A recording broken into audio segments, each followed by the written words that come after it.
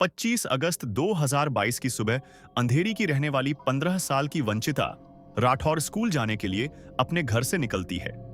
मगर 26 अगस्त को वंचिता की लाश नागन रेलवे स्टेशन के करीब एक बड़े से सूटकेस में मिलती है।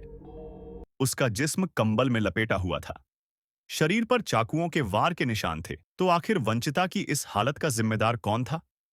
इसी बात का पता लगाने के लिए पुलिस जांच शुरू करती है। मुंबई पुलिस की 10 टीमों के अलावा अहमदाबाद क्राइम ब्रांच की टीम भी इस केस को सॉल्व करने में लग जाती है। 1 हफ्ते से ज्यादा का समय लग जाता है। 2000 से ज्यादा सीसीटीवी कैमरे खंगाले जाते हैं, तब जाकर कातिल का पता लगता है। तो आखिर यह कातिल कौन था? उसने 15 साल की वंचिता की हत्या क्यों कर दी थी? यह शातिर अपराधी पुलिस को हफ्ते भर तक चकमा देने में कैसे कामयाब रहा था? और आखिरकार पुलिस इसे कैसे पकड़ पाई? चलिए जानते हैं डिटेल से। कहानी शुरू करने से पहले हमारे यानी crime and mystery YouTube channel को सब्सक्राइब कीजिए, ताकि अगली दिल दहला देने वाली सच्ची कहानी आपसे छूट ना जाए। शुरू करते हैं आज की कहानी। जैसा कि हमने बताया, इस कहानी की शुरुआत रोज की तरह वंचिता के स्कूल जाने से होती है। अमूमन वंचिता स्कूल से शाम तक वापस आ जाती थी, मगर 25 अगस्त को देर शाम तक वह वापस नहीं आती है। जब घर वाले वंचिता को फोन करने का प्रयास करते हैं तो उसका मोबाइल स्विच ऑफ आता है।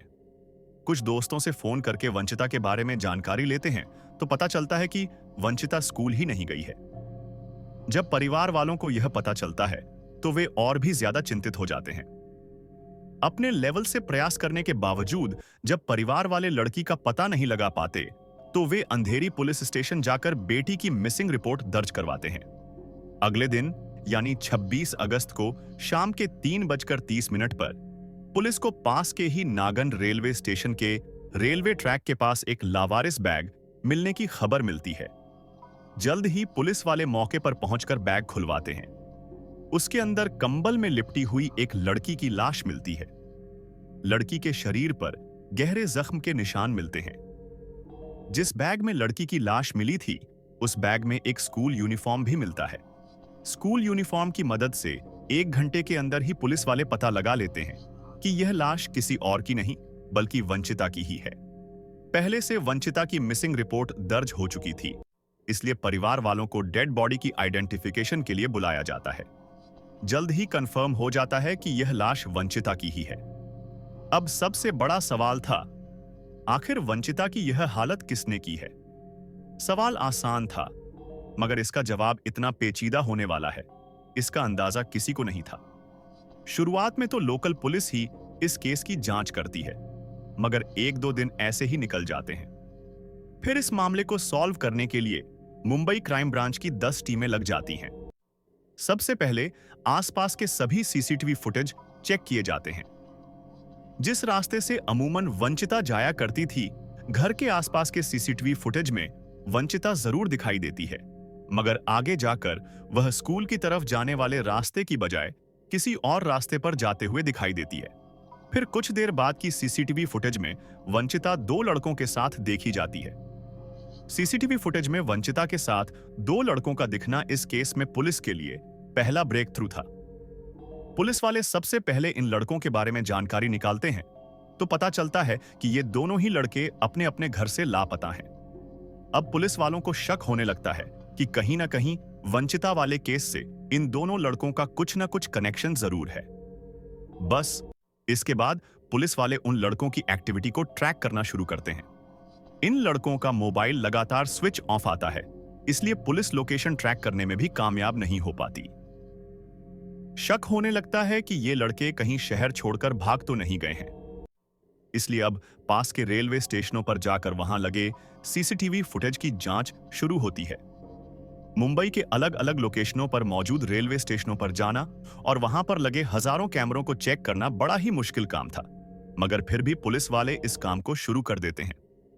वंचिता के साथ शुरुआती समय में सीसीटीवी फुटेज में दिखे दोनों लड़कों की पहली तस्वीर विरार रेलवे स्टेशन पर लगे एक सीसीटीवी कैमरे में कैद हो जाती है। कमाल की बात यह थी कि 2 घंटे बाद यह दोनों लड़के फिर से उसी स्टेशन पर दिखाई देते हैं। वहां से ये दोनों जोधपुर एक्सप्रेस में बैठते हुए दिखते हैं। अब पुलिस वाले इस लीड को फॉलो करते हुए जयपुर तक जाते हैं। यहां भी सैकड़ों सीसीटीवी फुटेज की जांच की जाती है। पता चलता है कि ये लड़के जयपुर से जोधपुर और फिर वहां से अजमेर जाते हैं। आगे की जांच से लीड मिलता है कि अजमेर के बाद दोनों वैष्णो देवी गए हैं। इन सब के बीच कई दिन बीत जाते हैं। पुलिस और सस्पेक्ट के बीच लुकाछिपी का खेल चलता रहता है। पुलिस वाले जब वैष्णो देवी जाकर वहां इन दोनों लड़कों की एक्टिविटीज को ट्रैक करते हैं तो पता चलता है कि अब ये लोग वहां से पोखरण, गुजरात चले गए हैं। जब दोनों सस्पेक्ट गुजरात में एंट्री कर लेते हैं तो अब अहमदाबाद क्राइम ब्रांच की भी मदद मुंबई पुलिस लेती है। अहमदाबाद पुलिस की मदद से पता चलता है कि दोनों लड़के अब पोखरण से पालनपुर नाम की जगह की तरफ चले गए हैं। यहां तक पहुंचते हुए 1 सप्ताह का समय बीत चुका था। पुलिस वाले अब तक अहमदाबाद से अजमेर के बीच 2000 से ज्यादा सीसीटीवी फुटेज की जांच कर चुके थे। इन फुटेज में एक बात कॉमन थी। इन लड़कों के पास लड़की का स्कूल बैग मौजूद था। जब दोनों सस्पेक्ट पालनपुर पहुंच जाते हैं तो गुजरात पुलिस लोकल इन्फॉर्म को एक्टिवेट कर देती है और दोनों सस्पेक्ट की तस्वीरें देकर लगातार इन पर नजर रखने और इनसे जुड़ी एक एक जानकारी देने को कहती है। जल्दी ही पुलिस वालों को टिप मिलती है कि 2 सस्पेक्ट में से एक पालनपुर गांव के ही अपने एक रिश्तेदार के घर देखा गया है। इस गुप्त सूचना के आधार पर उस रिश्तेदार के घर पर छापेमारी की जाती है, मगर हमेशा की तरह पुलिस के पहुंचने से पहले ही सस्पेक्ट वहां से लापता हो जाता है।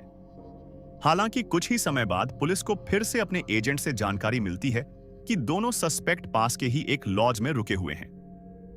इस इंफॉर्मेशन के आधार पर रात 1 बजे पालनपुर के ही एक लॉज में स्थानीय पुलिस स्टेशन की एक टीम छापेमारी करती है और फाइनली इन दोनों सस्पेक्ट को वंचिता की हत्या के 1 सप्ताह बाद धर दबोचा जाता है। मामले की जानकारी मुंबई पुलिस को भी दे दी जाती है। कागजी कार्यवाही पूरी करने के बाद दोनों ही सस्पेक्ट को मुंबई पुलिस के हवाले कर दिया जाता है। गिरफ्तार किए गए सस्पेक्ट की पहचान 21 साल के संतोष मकवाना और 21 साल के ही विशाल अंबावने के तौर पर होती है। दोनों ही लड़के स्कूल ड्रॉप आउट थे और छोटे मोटे काम करके जैसे तैसे अपना जीवन काट रहे थे। मुंबई पुलिस इन दोनों को हिरासत में लेकर पूछताछ शुरू कर देती है। इस दौरान दोनों ही आरोपी हैरान कर देने वाला खुलासा करते हैं। संतोष ने बताया कि उसने वंचिता से दोस्ती की थी और उस पर एकतरफा प्यार करता था, मगर जब वंचिता ने उसका प्रस्ताव ठुकरा दिया और दूरी बनानी शुरू की तो वह बदला लेने के इरादे से उसकी हत्या की प्लानिंग करता है। इस प्लान में वह विशाल को भी इस जुर्म में शामिल होने के लिए राजी कर लेता है। इतना ही नहीं, विशाल को यकीन भी दिला देता है कि वह यह सब कुछ करने के बावजूद पुलिस को चकमा देने में कामयाब रहेगा और फिर जब एक समय बाद सब कुछ शांत हो जाएगा तो वापस मुंबई आकर अपनी नॉर्मल जिंदगी जीने लगेगा। मगर पुलिस की अथक मेहनत से संतोष की सारी प्लानिंग धरी रह जाती है और उसके जुर्म का पर्दाफाश हो जाता है। संतोष और विशाल दोनों पर ही हत्या समेत कई संगीन धाराओं में मामला दर्ज करने के बाद जेल भेज दिया जाता है। लेटेस्ट जानकारी के मुताबिक यह दोनों फिलहाल जेल में ही हैं। इस केस में अभी कोई अंतिम फैसला नहीं आया है। पूरी सुनवाई होने के बाद अदालत का जो भी फैसला होगा वह तो होगा ही। अगर आपको इस मामले में फैसला सुनाने का अधिकार दिया जाए तो आप संतोष और विशाल को क्या सजा देंगे? कमेंट बॉक्स में जरूर बताएं।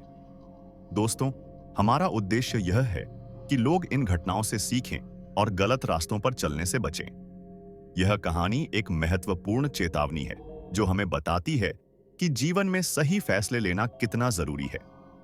हमें मिलकर एक बेहतर समाज बनाने की कोशिश करनी चाहिए जहां प्यार, ईमानदारी और विश्वास की अहमियत हो।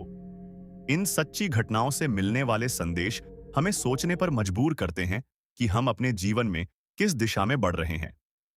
इसी उद्देश्य के साथ मैं फिर लौट कर आऊंगा, नई कहानियों और नई सीख के साथ। तब तक के लिए सुरक्षित रहें, सतर्क रहें और याद रखें कि हर कदम सोच समझकर उठाएं।